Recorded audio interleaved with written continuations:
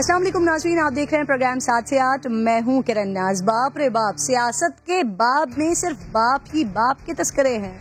हालात ऐसे लग रहे हैं कि पीपल्स पार्टी और नून लीग दोनों एक दूसरे से पूछ रहे हैं कि बाप कौन। पीडीएम के पेट पर लात मारकर यूसुफ रजा Gilani leader of the opposition बने तो मरियम नवाज ने पीपल्स पार्टी को ताना मारा कि बाप ने बाप के कहने पर वोट दिया और आपने बाप के कहने पर वोट लिया। शर्जील इनाम मेमन ने मरियम को खूब जवाब दिया, कहा आपके बाप को भी बाप के कहने पर मुल्क से बाहर जाने दिया गया। वैसे तो बाप नाज़रीन बलूचिस्तान अवामी पार्टी को कहते हैं जिनके सेनेटर्स ने गिलानी साहब को वोट दिया, लेकिन नून लीग और पीपल्स पार्टी का मुखातिब बाप कौन है मालूम नहीं। लेकिन जो मालूम है वो ये कि पीपल्स पार्टी ने एक बार फिर साबित किया है कि नून लीग से किए गए मुआहदे कोई कुरान और हदीस तो नहीं है कि जिन पर अमल करना जरूरी है। पीडीएम का इत्तेहाद अब सिर्फ नाम का ही रह गया है, लेकिन क्या सारा कसूर ही पीपल्स पार्टी का है? ऐसा हरगिज नहीं। अगर मियां साहब और मौलाना लॉन्ग मार्च को इस्तीफों से मशरूत न करते तो शायद हालात मुख्तलिफ होते। और अब तो खबरें आ रही हैं कि इनकलाब लाने के ख्वाहिशमंद मियां साहब इनकलाबी तहरीक में पीपल्स पार्टी के बगैर इस्तीफे देने को भी तैयार नहीं है और मौलाना भी उनके शाना बशाना खड़े हैं। क्या मौलाना साहब के लिए भी मौजूदा असेंबली मजीद नाजायज और हराम नहीं रही? जो करोड़ों रुपए खर्च करके कोरोना एसओपीज की धज्जियां उड़ाकर इस्तीफे लेने निकले, फिर इस्तीफे देने का वादा करके आगे बढ़े, अब वो खामोशी से उसी तनख्वाह पर काम करने पर इत्तेफाक कर गए हैं। शेख रशीद साहब ने दुरुस्त ही कहा था कि इमरान खान को इससे कमजोर ऑपोजिशन नहीं मिल सकती। इसके अलावा प्रोग्राम में आज क्या डिस्कस कर रही हूँ दिखा देती हूँ आपको।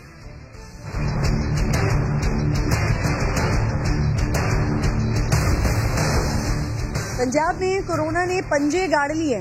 12% से जायद मस्बत केसेज आने वाले अजला में शादियों की तकरीबात पर पाबंदी होगी। पार्क्स और तफरीही मकामात बंद रहेंगे।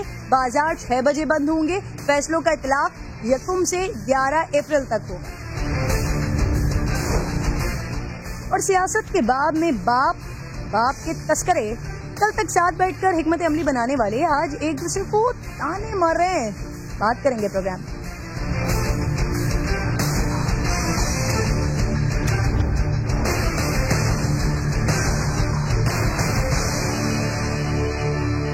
जावेद लतीफ साहब, आपको खुशामदीद कहती हूँ सर। इससे पहले मैं अपने टॉपिक की जाने बढ़ूं, मैं चाह रही हूँ जरा इस पर आपसे कमेंट ले लूँ। जो प्रोग्राम के आगाज में ही ब्रेकिंग न्यूज आई है हमारे पास, कैबिनेट में फिर तब्दीली हो रही है। सर, आप समझते हैं हफीज शेख से ज्यादा बेहतर परफॉर्म कर सकते हैं हमाद अजहर साहब? मुझे तो समझ से चीजें बाहर हैं। अगर इनके ओपनर जो थे असद उमर साहब वो डिलीवर नहीं कर सके तो ये कल के नौजवान जो हैं ये क्या डिलीवर करेंगे? बात सीधी सी है कि जो कमान कर रहे हैं जब तक उनको शऊर नहीं आएगा, जब उनको कोई तजर्बा हासिल हो नहीं जाएगा, वो अमल करना सीख नहीं लेंगे, उस वक्त तक ये छोटी मोटी तब्दीलियां करते भी रहें तो इससे अवाम को कोई फायदा नहीं होगा, ना हुकूमत की सिमत दुरुस्त हो सकेगी। सही, ठीक है जावेद साहब, अब मुझे ये बता दें सर, ये आप लोगों के साथ हुआ क्या है सर? ये सेलेक्टेड कहते पीडीएम आप ही सिलेक्टेड हो गई है क्या?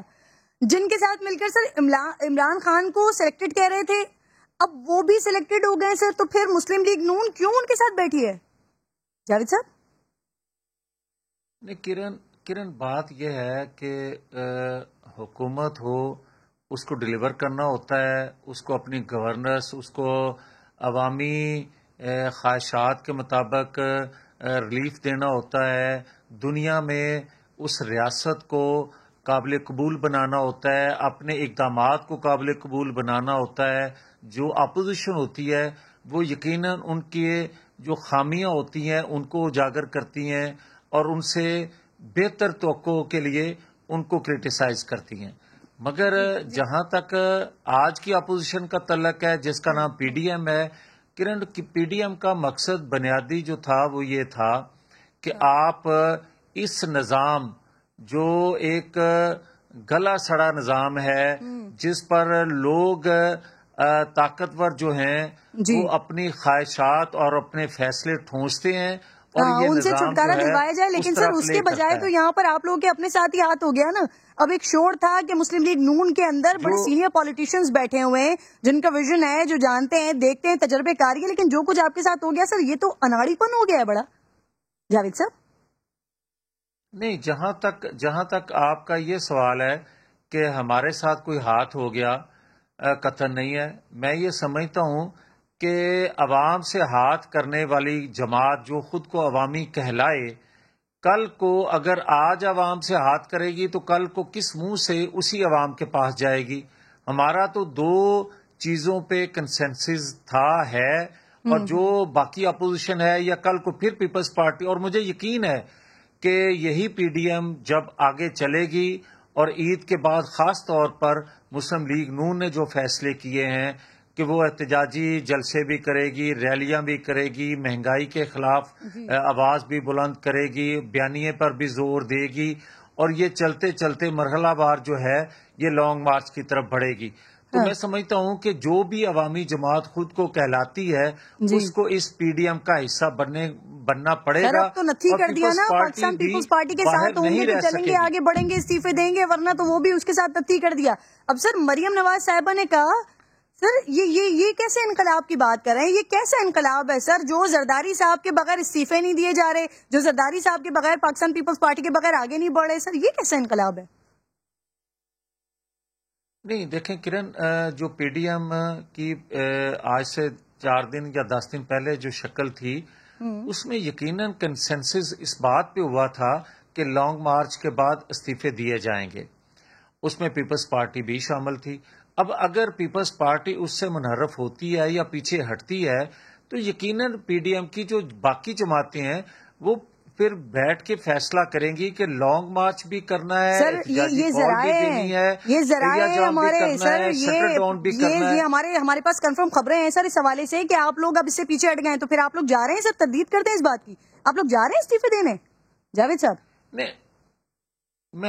میں کرن وہی تو آپ کو کہہ رہا ہوں نا کہ دیکھیں، اگر صرف مسلم لیگ نون کا فیصلہ ہے تو وہ تو میں آپ کو سنا دوں کہ ہم کسی طور پر بھی اس نظام کا حصہ نہیں رہنا چاہتے جہاں اختیار نہ ہو، جہاں آزادی نہ ہو، اور جہاں خود آپ پالیسی بنا نہ سکیں، بلکہ آپ کو سر یہ تو چاہت ہو گئی، آپ کے قابل عمل کیا ہے سر؟ استعفے دینا پھر بڑھیں آگے جاوید صاحب. اب ایک سیکنڈ حوصلہ کریں، آپ بھی بہت جلدی میں ہیں شاید، مگر میں کرن آپ کو یہ ضرور کہوں گا کہ مسلم لیگ نون نے اپنے طور پر جو فیصلے کیے ہیں وہ اپنی جگہ، مگر پی ڈی ایم کی شکل کیونکہ موجود ہے، یہ الائنس موجود ہے، جب اس کا سربراہی اجلاس ہوگا اس میں ہم اپنی جو کیے ہیں جماعت کے اندر فیصلے وہ ان کو سنائے جائیں گے. اگر وہ اس کو اتفاق کرتے ہیں تو اس پر عمل ہو جائے گا، اگر ان کی طرف سے کوئی بہتر پرپوزل سامنے آتی ہے تو یقیناً اکثریت کے پھر فیصلے جو ہیں اتحادوں میں مانے جاتے ہیں. مگر یہ میں بات آپ کو کلیئر کر دوں کہ جو لوگ یہ سمجھتے ہیں کہ پی ڈی ایم ختم ہو گئی، پی ڈی ایم ختم نہیں ہوئی. ہاں یہ ضرور ہے کہ پہلے سے زیادہ اس میں شدت آئے گی، اور وہ آئے گی سر احسن اقبال صاحب کی بات تو آپ نے سنا نا، پیپلز پارٹی نے باپ سے ووٹ لے کر سر جدا کر لی اپنے راستے، احسن اقبال صاحب نے کہا نا سر. یہ اب آپ جو باپ پارٹی کے حوالے سے بات کرتی ہیں اور سوال اٹھتے ہیں باپ ہے کون، تو میں آپ سے پوچھنا چاہتا ہوں کہ ایک جماعت راتوں رات بنتی ہے، ان کا کوئی لیڈر بھی نہیں ہوتا، جماعت بن جاتی ہے، جماعت کو کامیابی دلا دی جاتی ہے اور اس کے لیڈر کا پھر کوئی پتہ نہیں چلتا. تو پھر آپ کو اندازہ ہو جانا چاہیے کہ جس مقصد کے لیے جدوجہد ہم کر رہے ہیں پھر وہ صحیح ثابت ہوئی بات. جاوید صاحب اب آ جائیں، جو بات آپ نے اچھی کی ہے کہ پیپلز پارٹی ہو یا کوئی اور جماعت ہو، جب ہم ایک غیر جمہوری فعل کے خلاف لڑ رہے ہیں، جدوجہد کر رہے ہیں، تو کل آپ اسی سے کمپرومائز کرتے ہیں تو پھر آپ پی ڈی ایم کا حصہ کیسے رہ سکتے ہیں؟ یہ بات درست ہے آپ کی. سر آپ تو مسلسل ہی، آپ لوگوں کی طرف سے تو مسلسل ہی کمپرومائز ہی ہو رہا ہے نا جاوید صاحب. سر پیپلز پارٹی پنجاب میں چاہتی تھی نا تبدیلی. اچھا باپ پارٹی کے حوالے سے آپ نے بات کی نا، تو شرجیل انعام میمن صاحب کا بھی بیان آپ نے سنا ہوگا سر. یہ جو مریم صاحبہ مخاطب کر رہی ہیں یا پھر شرجیل انعام میمن صاحب بتا رہے ہیں، یہ کون سے والے باپ کی بات کر رہے ہیں؟ میں تو اسی باپ کو جانتی ہوں جس کا آپ اشارہ دے رہے ہیں نا، بلوچستان عوامی پارٹی. سر یقیناً جو آپ سمجھ رہی ہیں، جو تھرڈ امپائر کی عمران خان صاحب بات کیا کرتے تھے، میں اور آپ اسی کو سمجھ رہے ہیں. سر شرجینا میں من صحیح کہہ رہے ہیں پھر؟ میں جو بات کہہ رہا ہوں وہ میں نے کہہ دی، اور عوام بھی اتنے سادہ نہیں ہے کہ وہ کسی کی بات کو سمجھ نہ سکیں، مگر یہ ضرور میں کہہ دوں جاوید صاحب ایک مانتے ہیں، مسلم لیگ نون مانتی ہے اس بات کو. کرن آپ کو یاد ہوگا کہ میاں نواز شریف کو طیارہ ہائی جیکر بنا کر سزا سنائی گئی اور پھر باہر بھجوایا گیا، اور اس کے بعد سزا سنانے کے بعد بھی جب وہ واپس آئے تو 8 سال بعد وہ سزا ختم ہو گئی. مجھے کوئی بتائے یا تو پہلے سزا دینا غلط تھا، اور یا سزا اگر وہ درست تھی تو پھر ختم کس نے کی؟ اور اگر وہ قوتیں آج بھی اسی طرح عمل کر رہی ہیں تو نہ وہ فیل ٹھیک تھا نہ آج کا فیل ٹھیک ہے. صحیح. اچھا سر یہ بتائیے ذرا، پیپلز پارٹی پنجاب میں سر تبدیلی چاہتی تھی، میاں صاحب اس پر راضی کیوں نہیں ہوئے سر؟ انہیں شک تھا کیا کہ یہ خواہش پیپلز پارٹی کی اپنی نہیں ہے؟ دیکھیں بات سیدھی سی ہے کہ اگر اکثریت میں ہونے کے باوجود سینٹ کے چیئرمین کا ہم عدم اعتماد نہ لا سکے اکثریت کے باوجود، اس کے بعد بھی 2-3 ایسے موقع آئے کہ اکثریت اقلیت میں بدل گئی. ڈسکا کا الیکشن آپ کے سامنے ہے، تو پھر بھی اگر پیپلز پارٹی بضد رہے تو ہمیں تو سمجھ نہیں آتی. اور جہاں تک پنجاب کا تعلق ہے تو پنجاب میں 8 ووٹوں سے اگر عدم اعتماد کیا جا سکتا ہے تو پیپلز پارٹی کے پاس کوئی ایسا الادین کا چراغ ہوگا. ہمیں تو سمجھ نہیں آ رہی کہ کیسے عدم اعتماد ہو سکتا ہے. اور اگر کسی کی بلیسنگ کے پر ہی کیا جانا ہے عدم اعتماد، یا کوئی غیر جمہوری قوت کو شامل کر کے عدم اعتماد کیا جانا ہے، یا سادہ اکثریت رکھنے والی جماعت کو ہٹا کر آپ دوسری سادہ اکثریت رکھنے والی جماعت کو آپ چلانا چاہیں گے، اگر وہ ڈیلیور نہیں کر سکی تو پھر دوسری جماعت جو ہے وہ 1-2 ووٹ کی اکثریت سے پھر وہ کیا ڈیلیور کر سکے گی؟ وہ بلیک میل ہی ہوتی رہے گی جس طرح اب ہو رہی ہیں جماعتیں. تو میں سمجھتا ہوں کہ یہ مسائل کا حل نہیں ہے، نہ عوام کو اس سے کچھ ملے گا، بلکہ فریش مینڈیٹ اور نئے انتخابات ہی جو ہیں وہ مسائل کا حل بھی ہیں، اور عوام کو کچھ اس سے ملے گا بھی. صحیح. اچھا سر، پیپلز پارٹی بلیک میل ہو رہی ہے مسلم لیگ نون سر؟ میں سمجھتا ہوں کہ جو حکومت میں بیٹھی ہیں جماعتیں اور 1-2 ووٹ کی اکثریت سے حکومت کر رہی ہیں، یقیناً بلیک میل تو وہی ہو رہی ہیں. ہم تو اپوزیشن میں، ہم نے کیا بلیک میل ہونا ہے کسی سے؟ اچھا سر، اب اس چیز پہ تو آپ تعریف کریں گے سر، حکومت اسٹیٹ بینک قوانین میں سر ترمیم لے کر آ رہی ہے، مسلم لیگ نون اس کی مخالفت تو کر رہی ہے، لیکن پھر ماضی کی طرح تو سر ایسا تو نہیں ہوگا پارلیمنٹ کے باہر آپ لوگ کچھ اور مخالف اور پھر اندر کچھ اور معاملہ؟ دیکھیں ہم نے لوگ کہتے ہیں غلطی کی ایک، اور آپ لوگ بھی میڈیا کے لوگ بھی یہ بات کرتے ہیں، وہ ہے آئینی قوانین کے حوالے سے. اور آج بھی میں بڑا کلیئر ہوں کہ وہ ایک آئینی سکم تھا جس کو دور کرنے کے لیے ہم نے ووٹ کیا، مگر اختیار پھر پرائم منسٹر کے پاس رہتا ہے اور ہے ایکسٹینشن دینے کا. اس ووٹ سے ہم نے ایکسٹینشن دے نہیں دی تھی، بلکہ ایک سکم کو دور کرنے کے لیے ایک مدد کی تھی، مگر اختیار پھر پرائم منسٹر کے پاس تھا. وہ نہ دینا چاہے تو نہ آج بھی نہ دے. اور جہاں تک آپ اسٹیٹ بینک کے حوالے سے بات کر رہی ہیں تو کرن میں بڑا کلیئر ہوں کہ اگر کسی ریاست کا اسٹیٹ بینک جو ہے وہ پاکستان ہو یا کوئی اور ریاست ہو، وہ بھی گروی رکھ دیا جائے، وہ بھی با اختیار آزاد نہ رہ جائے، تو کرن مجھے یہ بتائیں پھر کہ کیا وہ ملک آزاد ہے، یا کیا وہ ملک اپنی عوام کے لیے، اپنی قوم کے لیے کوئی آزادانہ پالیسی ایسی بنا سکے گا جس سے عوام کو کوئی ریلیف دیا جا سکے؟ کبھی نہیں ایسا ہو سکتا. تو ہم اس کی مخالفت میں ہیں اور کرتے رہیں گے. یہ والا اقدام تو بہتر ہے سر. حکومت نے صرف 3% پر سر ہاؤسنگ کے لیے پیسہ دینے کی جو اسکیم متعارف کروائی ہے، اس سے سراہنا چاہیں گے جاوید لطیف صاحب؟ یقیناً سر آپ کے حلقے کے لوگ بھی پھر فائدہ اٹھائیں گے اس سے. دیکھیں کرن، کوئی بھی اچھی بات کرے یہ نہیں دیکھنا چاہیے کہ کر کون رہا ہے، مگر یہ بھی دیکھنا چاہیے اس پر عمل کتنا ہو رہا ہے. آپ مجھے یہ بتائیں کہ 1 करोड़ नौकरियां देना और 50 लाख घर बनाना, 2.5 साल तो हो गए, आपको भी सुनते हैं कितने लोगों को नौकरियां मिली हैं, बल्कि लाखों लोगों को बेरोजगार कर दिया है। इसी तरह आपने 50 लाख घर का नारा तो सुना था, मगर आज तक मुझे बताएं 2.5 साल होने को हैं, बल्कि 3 साल होने को हैं, आप कितने लोगों को घर दे चुके हैं? ये नारे जो हैं तो अच्छे और लोगों को भी उनको अट्रैक्ट करते हैं जिनके सर पर छत नहीं है, जो रोजगार के लिए तरस रहे हैं उनके लिए अट्रैक्ट तो करते हैं, मगर खुदा के लिए उनके जज्बात से खेला ना जाए। अमलन अगर आप कुछ करके दिखाते हैं तो यकीनन हर पाकिस्तानी उसको सराहेगा। सही सही, बहुत बहुत शुक्रिया जावेद लतीफ साहब। रात मौजूद थे। ब्रेक ले रही हूँ नाज़रीन। ब्रेक के बाद जब वापस आऊंगी तो कोरोना की सिचुएशन इस वक्त बड़ी वर्स्ट हो रही है। लाहौर में, पंजाब में बड़े सख्त इक़दाम किए जा रहे हैं, उस पर बात करनी है।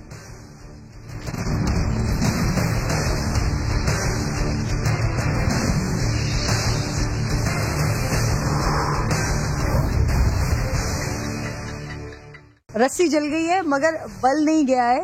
एमक्यूएम के कायद पर पाबंदी लगी, पार्टी के दहशतगर्द गिरफ्तार हुए, 2018 के इलेक्शन हारे, यूनिट और सेक्टर ऑफिसर्स बंद पड़े, लेकिन एमक्यूएम रहनुमाओं का तरसे सियासत है ना, वो बदल नहीं रहा है। कराची में मुत्तहदा के 37वें यौम तासीस के जलसे में ख्वाजा इजहारुल हसन साहब ने तकरीर की तो फिर वही एमक्यूएम का पुराना तर्ज अंदाज आ गया, ऊद कर आया। सुनिए जरा। किसी ने कहा कि एमक्यूएम कमजोर हो गई और वो टीवी शो मुझे भेजा उन्होंने अपना, कहने वो दिन गए मियां जब तुम अपने ऑफिस में हमें मुर्गा बना लिया करते थे। मैंने कहा हालात खराब हैं मगर इतने भी खराब नहीं है कि तुम्हारे घर के आगे तुम्हें मुर्गा न बना सकें। तो ख्वाजा इजहारुल हसन साहब, किसने दिया है सर आपको ये हक कि आप किसी को भी मुर्गा बना दें? कौन से आइन और कानून के तहत एमक्यूएम को कराची में किसी की भी तजलील करने का इख्तियार दिया गया है? क्या एमक्यूएम के सर से ताकत का नशा अब भी नहीं उतरा है? मैंने आज कराची वालों से एमक्यूएम के मौजूदा बयानात पर रिएक्शन लिया है, जरा सुनिए, वही बेहतर जवाब दे सकते हैं आपको।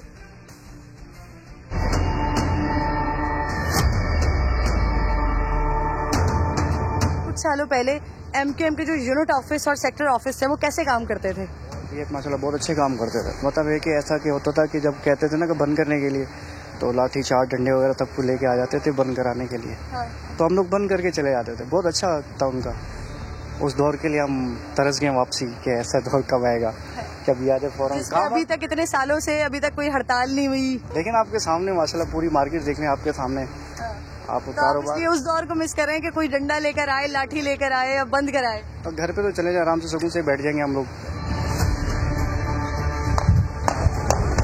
ख्वाजा इजहारुल हसन साहब, उन्होंने कहा कि ये कराची में ना अभी भी उनके पास इतनी ताकत है कि वो लोगों को घर के बाहर मुर्गा बना सकते हैं। अब वो सिर्फ बातें कर सकते हैं और कुछ भी नहीं कर सकते।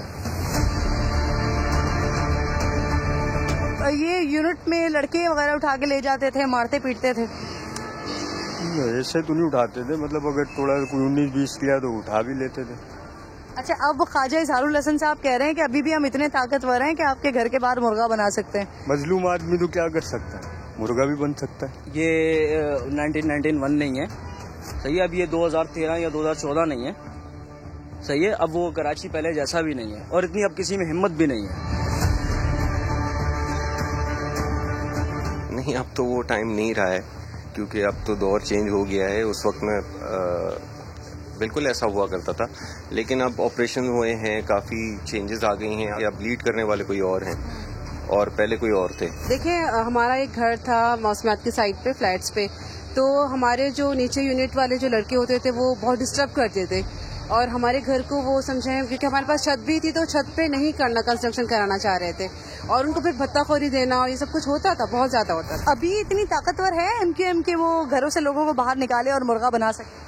नहीं जनाब, ऐसा कुछ भी नहीं है। हमारा वहाती 1.25 लाख का भी नहीं है। नहीं, अब 1.25 लाख का भी नहीं है, वो खाक का भी नहीं हुआ, अब तो खाक का भी नहीं है वो। इजहारुल हसन साहब कह रहे हैं कि अब हम अभी भी इतने ताकतवर हैं कि घर से बाहर निकाल के मुर्गा बना सकते हैं। जबानी कलामी तो कर सकते हैं, लेकिन पब्लिक इसको साथ नहीं दे, पहले जो साथ देती थी ना।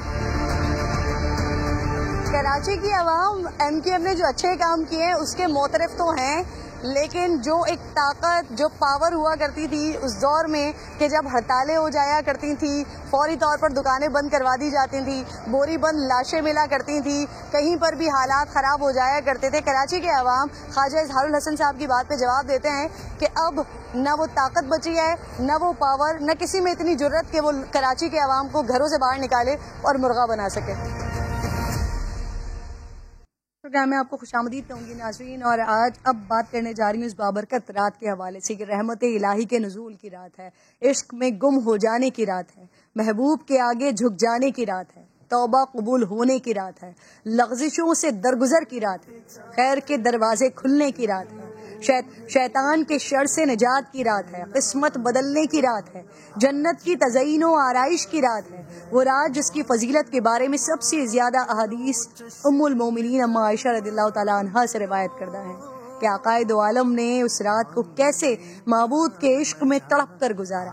آسمان و زمین کے سلطان کبھی جنت البقیع میں، کبھی محراب عبادت میں، کبھی حجرہ مبارک میں طویل سجدے کرتے رہے، زار و قطار روتے رہے۔ اما عائشہ رضی اللہ تعالیٰ عنہا بیان کرتی ہیں کہ اس رات میں نے نبی کریم صلی اللہ علیہ وآلہ وسلم کو بستر پر نہیں پایا، میں تلاش میں نکلی، آپ مجھے بقیع میں ملے، اس حال میں کہ اپنا سر آسمان کی طرف بلند کیے ہوئے تھے۔ مجھے دیکھ کر فرمایا بے شک اللہ رب ذوالجلال اس رات قبیلہ بنی کلب کی بکریوں کے بال کی تعداد سے بھی زیادہ لوگوں کی بخشش فرماتا ہے۔ پروگرام میں مجھے مولانا طاہر اشرفی صاحب جوائن کر چکے ہیں، میں آپ کو خوش آمدید کہوں گی۔ مولانا صاحب سے بات کرتی ہوں۔ سب سے پہلے تو آج رات کے حوالے سے ناظرین کو بتائیے گا یہ برات سے کیا مراد ہے، کن چیزوں سے برات کی رات ہے یہ، اور اس رات کے دیگر نام بھی ہیں اور کچھ چیزیں اس رات سے مخصوص ہیں، وہ کیا ہے؟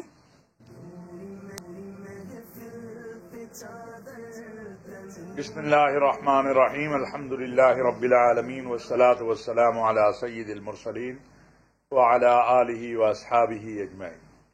یہ ایک برکت والی رات ہے، عظمت والی رات ہے۔ اس رات میں اللہ کے نبی صلی اللہ علیہ وسلم اپنی پوری حیات طیبہ میں ایک مرتبہ قبرستان گئے ہیں، اور اس رات میں تمام اکابر علماء، اولیاء، مشائخ، اللہ والے جتنے بھی ہیں، ان کا اس پر اتفاق ہے کہ یہ ایسی برکت والی رات ہے جب اللہ تبارک و تعالی جو ہے اپنے بندے کو منادی کر کے کہہ رہے ہوتے ہیں کہ آؤ، کوئی ہے مجھ سے مانگنے والا جس کو میں عطا کر دوں، کوئی ہے اپنی مغفرت مانگنے والا، مشکلوں کو حل کروانے والا، اپنی حاجات کو پورا کروانے والا۔ اور اس رات میں انفرادی عبادت جو ہے وہ اجتماعی عبادت سے بہت زیادہ بہتر ہے۔ بعض روایات سے اور بعض علماء اور مفسرین محدثین یہ بھی کہتے ہیں کہ اس رات میں اللہ تبارک و تعالی انسان کی آئندہ سال کی زندگی کے بارے میں بھی فیصلہ فرماتے ہیں، جس کا حتمی جو فرشتوں کے سپرد کر دی جاتی ہے دستاویز، وہ لیلۃ القدر کی رات ہے۔ لہذا اس بات سے تو کہیں اختلاف نہیں ہے کہ یہ رات بڑی عظمت والی رات نہیں ہے، اور پھر یہ مہینہ بڑا عظمت والا ہے اس لیے کہ یہ رسول اللہ صلی اللہ علیہ وسلم کا مہینہ ہے۔ اب ہمیں کرنا کیا ہے آج کی رات؟ کیا ہمیں جس طرح ہمارے ہاں لائٹیں جلا دی اور پٹاخے چلا دیے اور یہ اس رات کا حق ہے؟ اس رات کا حق کیا ہے؟ اس رات کو ہم نے کرنا کیا ہے؟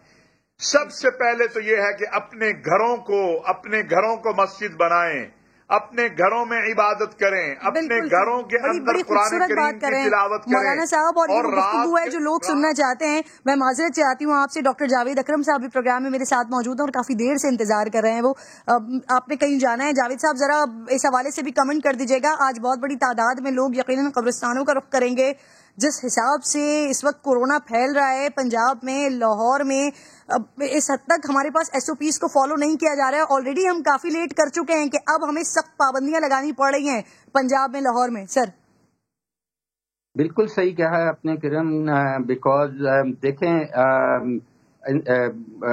مولانا طاہر اشرفی صاحب میرے سے بہتر بتائیں گے کہ جو انسانی زندگی ہے اس کی اہمیت بہت زیادہ ہے دین میں، اور اس کی ایسے ہی ہے جیسے ایک زندگی بچائی تو پوری انسانیت بچا لی۔ تو میرا خیال ہے کہ حقوق العباد بہت زیادہ ضروری ہیں، تو ہم کوئی بھی ایسا کام نہ کریں کہ جو پوری راتوں کی عبادت ہے یا روزے ہیں ہمارے وہ سب ضائع ہو جائیں کہ ہم کسی کو رسک میں ڈال دیں, ان کی زندگی کو رسک میں ڈال دیں. تو میرا خیال ہے کہ یہ عبادت خاص کر لاہور میں, خاص کر ان شہروں میں جہاں اس وقت ڈیزیز ٹچ کر رہی ہے جون سے بھی زیادہ ہائٹ پہ, اور ابھی ورسٹ از ناٹ اوور. تو اس لیے میرا خیال ہے خود گھر میں محدود ہو کے بالکل عبادت کریں, اللہ کے آگے روئیں اور اللہ سے مانگیں کہ یہ وائرس نہ اللہ کی مرضی کے بغیر آئی ہے اور نہ جائے گی, اور اللہ تعالیٰ نے جب کہنا ہے کہ ہو جا تو اس نے ہو جانا ہے. اس لیے میں ہمیں اور کسی طرف دیکھنے کی دیر ہے. سر جاوید صاحب بہت بہت شکریہ, بہت بہت شکریہ سر آپ کے قیمتی وقت کا. بالکل آ رہے ہیں جہاں 2% 1% کا ریشو تھا آج 23% پہ گیا ہوا ہے, یعنی ہر 4 میں سے ایک شخص جو ہے وہ اس انفیکشن کا شکار ہوا ہوا ہے. علامہ صاحب ہم بات کر رہے تھے سر یہ بخشش کی رات ہے, لیکن کچھ لوگ ایسے بھی ہیں جنہیں اس رات بھی معافی نہیں ملے گی. ایک طرف اللہ رب الجلال خود آواز دے رہا ہے کہ آج مجھ سے مانگا جائے, لیکن ایک طرف وہ لوگ ہیں جن کے لیے آج بھی معافی نہیں ہے. ان کے بارے میں بتائیے گا. دیکھیں, مشرک اللہ کے ساتھ کسی کو شریک کرنے والا مشرک کون ہے؟ جو مشرکین مکہ تھے نا, یہ نہیں کہتے تھے کہ اللہ نہیں ہے, وہ کہتے ہیں اللہ تو ہے, لیکن یہ لات عزا منات کوئی بیٹا دے سکتا ہے, کوئی رزق دے سکتا ہے, کوئی نوکری دلوا سکتا ہے, کوئی مشکل حل کر سکتا ہے. تو اللہ کے کام میں کسی اور کا تصرف رکھنا یہ شرک ہے. مشرک کی کبھی بخشش نہیں ہوگی, کینہ پرور کی کبھی بخشش نہیں ہوگی. اس رات کینہ کیا ہے؟ اپنے دل کے اندر لوگوں کے لیے حسد اور بغض رکھنا, ہر وقت لوگوں سے نفرت رکھنا, حسد کرتے رہنا. اور میں نے پچھلے دنوں بھی ایک پروگرام میں کہا, یہاں بھی کہنا چاہتا ہوں, اس کا بڑا آسان علاج ہے کہ جب یہ بغض اور کینہ پیدا ہو نا کسی سے کہ یہ تو بڑا مالدار ہے, اس کے پاس بڑی اللہ کی نعمتیں ہیں, تو یہ دعا کر لیا کرو کہ یا اللہ تو نے ہی اسے دیا ہے نا تو تو مجھے بھی دے دے, بجائے کینہ پرور. اور جو قطع رحمی کرنے والا ہے, قطع رحمی کیا ہے؟ اپنے عزیزوں, رشتہ داروں, اپنے اہل دوستوں, اہل محلہ, پڑوسیوں, ان کے ساتھ تعلق کو کاٹ کے رکھنا. آج ہم چھوٹی چھوٹی باتوں پہ کٹے ہوئے ہیں. بھائی سے کٹا ہوا ہے, بہن بھائی سے کٹے ہوا ہے, باپ بیٹے سے, بیٹا باپ سے. اور تو اس میں سب سے مولانا صاحب جتنی خوبصورت آپ بات کر رہے ہیں, اسی حوالے سے دعا کر لیں. پروگرام کا وقت ختم ہو رہا ہے, آپ کی دعا پر ہی ہم کلوز کریں گے. دعا کر لیجئے. الحمدللہ رب العالمین والصلاة والسلام علی سیدنا و مولانا محمد وعلی آلہ واصحابہ اجمعین. یا الہ العالمین یا ارحم الراحمین, ہمارے تمام صغیرہ کبیرہ گناہوں کو معاف فرما دے یا رب العالمین. یا الہ العالمین, شعبان المعظم کی برکتیں عطا فرما دے, رمضان المبارک کی رحمتیں عظمتوں سے مالا مال فرما دے. یہ جو وبا ہے یا اللہ ہم سب بے بس ہو گئے, یا الہ العالمین رحم کر دے, کرم کر دے, فضل کر دے. یا اللہ بے روزگاروں کو روزگار عطا فرما دے, یا اللہ بے اولادوں کو اولاد عطا فرما دے, بیماروں کو صحت کاملہ عاجلہ مستمرہ نصیب فرما دے. یا اللہ جو ہمارے عزیز و قارب مسلمان اس دنیا سے رخصت ہو گئے, الہ العالمین ان کی قبروں کو جنت کا باغ بنا دے, ہمارا خاتمہ ایمان پہ فرما دے یا رب العالمین. یا الہ العالمین ارض حرمین شریفین پاکستان اور تمام بلاد اسلامیہ کی حفاظت فرما دے یا رب العالمین. جو خیریں ہیں جو آپ سے آپ کے پیارے نبی صلی اللہ علیہ وسلم نے مانگی ہیں, یہ خیریں عطا فرما دے, اور تمام شرور